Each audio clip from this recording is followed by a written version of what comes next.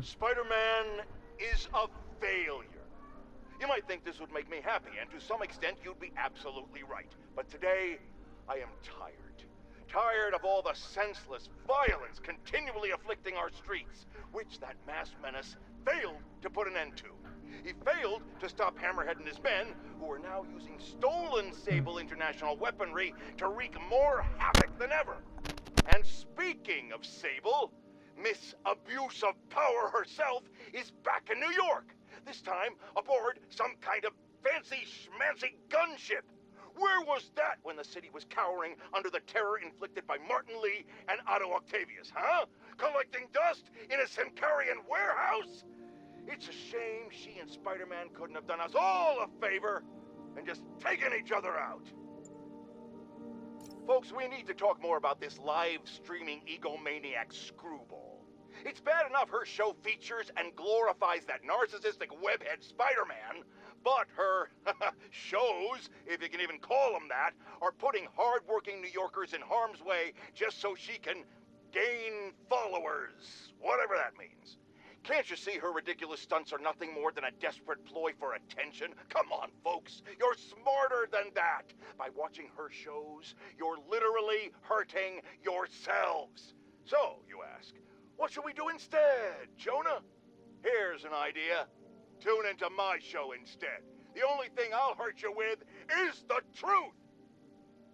Damn, that's a good line. Write that one down, Jared. Let's use it in the next promo. It turns out traditional media isn't dead quite yet. Not that any of my listeners ever had a doubt. They're used to getting world-class content on a regular basis. But I'm, of course, talking about Screwball and her live-streaming band of bandits finally getting yanked off the air, or the web, whatever. The point is, we can all once again rest easy knowing we don't have to live in constant crippling fear of the awful sound of a so-called internet personality spewing nonsensical acronyms into the Ethernet. Internet. Whatever. How is this for a meme, Screwball? Goodbye! What do you mean that's not a meme? Of course it is. I just made it one. No, Jared, I said I wanted crushed ice, not... What do you mean we're live? Oh. Haha! Listeners, brushheads, stop me if you heard this one before. Spider-Man just chased a bunch of thugs through the streets, putting citizens in danger and leaving millions in property damage in his wake. And this time, he had a little help from a certain silver-haired vigilante who turned the financial district into her own personal shooting gallery with a flying death machine. But that's not the worst of it, folks. Oh no. What could be worse, you ask? The traffic, the gridlock. It was so bad that yours truly missed a very important dental appointment. Now I have to wait 6 months for the next opening. How many other people missed dental appointments because of this? Dozens? Hundreds? Thousands? Which of course leads us to the obvious conclusion. Spider-Man causes tooth decay! Reports are flying in about an incident in Midtown involving, you guessed it, Spider-Man. It's the same old story, same old menace. But here's a terrifying little wrinkle. My sources tell me that the Magia crime boss Hammerhead is now gone, and I quote, full cyborg. First we have robotic octopuses, and now a meched-up Magia? Whatever happened to the good old days when criminals would just put on a dime store mask, stick their finger in their pocket, and try to rob a bank? Oh, right! Spider-Man happened! Today is a fine day in New York City. At long last, Hammerhead has been taken down for good, cyborg parts and all. I will even give Spider-Man and Silver Sable an ounce of credit. They did, after all, land the final blow. However, while the mainstream media trips over itself to heap lavish praise on these vigilantes, allow me to give you a dose of facts.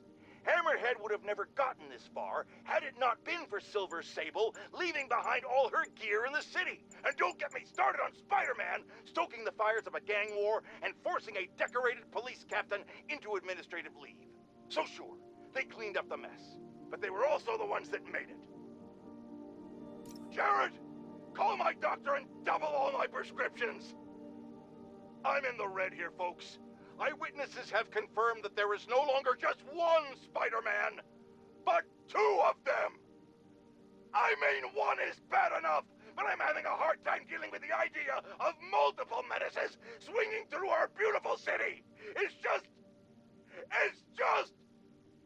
Jared, I might be having a heart attack. I need to lie down, folks. No, don't... This is it, folks. This is the big one. I finally have proof. For years, I have asked my dear listeners to send in photographic evidence to prove, once and for all, that Spider-Man is directly linked to the very criminals who plague our city.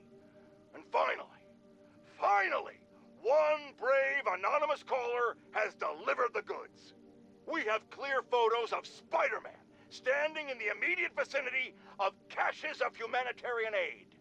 Aid that was intended for Sincaria. And our heroic caller assures me that these very humanitarian caches are being sold on the black market. If I've learned one thing in my years as a world-renowned reporter, it's this. Photos don't lie. Spider-Man has been caught red-handed. No pun intended, puns are for wimps. So what do we do about it, you ask? We wait. We wait for the police to finally wake up and arrest this mass lunatic. At long last, this city is going to finally see that Jameson has been right about Spider-Man this entire time. Not only is he a thief, he's actually stealing vital food and medicine from innocent civilians who are trapped in a war zone. Women and children struggling to survive, hiding each day from a hail of mortars and bullets. Meanwhile, Spider-Man is stealing the very aid that might keep them alive. This is a new low, people. Even I could never have suspected Spider-Man of something this despicable. All we can do now as a city is to sit back and quietly reflect on just how right J. Jonah Jameson really was. Yet again.